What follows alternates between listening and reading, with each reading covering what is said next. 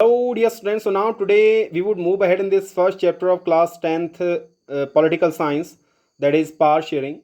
So here today we are to talk about how the concept of power sharing is important. So for that we are to take the example of these two countries, that is Belgium and Sri Lanka. So before this we would see the structure of population in these two countries. So let's talk about the Belgium first. So if you see Belgium, so Belgium is a very small country in the European continent. So it's a very small country and it is surrounded by some other countries also, such as you have the Netherlands there, then you have the Germany here, then you have the Luxembourg, then you have the France there. So these are the countries which are bordering the Belgium here. Okay. Now if you see the structure of population in this Belgium, so out of total population, 59% are the Dutch speakers which are living there in the Flemish region. They are speaking the Dutch language. So they are living in this region of the Belgium, that is the Flemish region. So means out of total population, 59% are living there in Flemish region and they are speaking the Dutch language. Okay, and then you have the 40% there which are who are speaking French language and they are living in the another region, that is the Wallonia. So they are living in this one region, that is Wallonia. Okay, so if it and only 1% are there who are speaking the German language. Okay, now if you see all over the country, the Dutch speakers are more in number. They are 59% in number. Okay, and the French speakers are lesser in number all over the country. Okay, but the situation is quite different in the capital city, that is the Brussels. Okay, so in the capital city, here you have the capital of Belgium, that is the Brussels. So here the situation is quite different.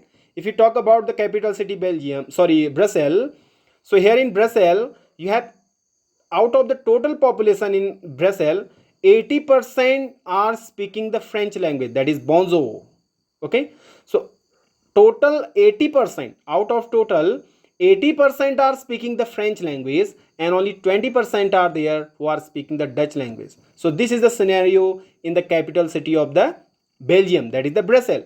So means in Brussels the French speakers are more in number, and all over the country the Dutch speakers are more in number. So situation is quite different there in the capital city. So in capital you have the French speakers which are more in number, and over all over the country the Dutch speakers are more in number. Okay, so if you see all over the country Dutch speakers are 59% and French speakers are 40%.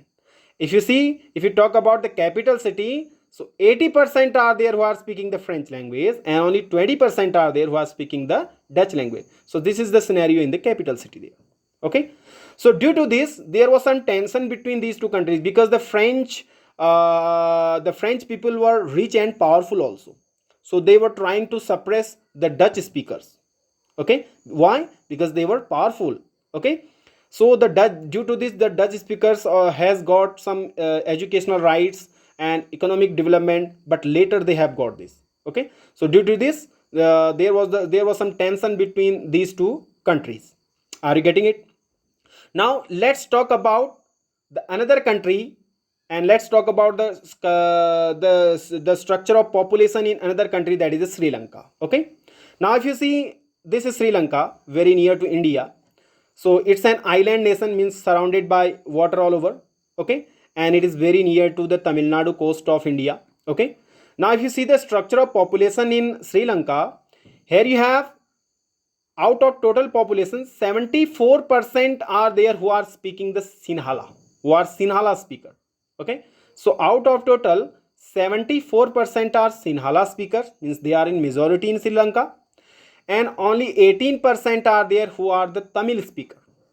Okay, and again we can divide this Tamil speakers into two parts. These are Sri Lankan Tamils and the Indian Tamils. Okay, so we can divide this 18% who are the Tamil speaker, and we can divide these Tamil speakers again into two parts. Means some are the Sri Lankan Tamil who are already living in Tamil in this Sri Lanka, and some are Indian Tamils also who are who brought from India for the tea plantation purpose in Sri Lanka during the colonial time. Okay, so they are also Tamil speaking, coming under the Tamil speaking people. Okay, so both of these two communities comprises of only 18% of the total population. Okay, so this was the situation in Sri Lanka. Are you getting it? Very good. So this was the structure of population in Belgium. So if you talk about the Belgium, out of total population that we have already seen, 59% are the Dutch speaker living in the Flemish region, and 49% are French speakers who are living in the Wallonia region. Only 1% are there who are the German speakers. But in the capital city, capital of the Belgium, that is the Brussels, so the situation is quite different. There are 80% French speakers and only 20% are there the Dutch speakers. Means all over the country, means all over the Belgium, you have more number of the means Dutch speakers are more in number there. But in the capital city, you have French speakers are more in number. Okay, and the French speakers were powerful and they were very rich also.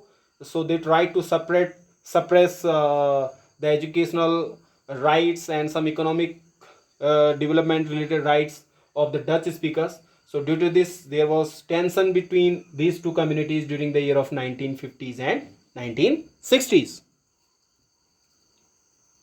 And this was the structure of population in Sri Lanka.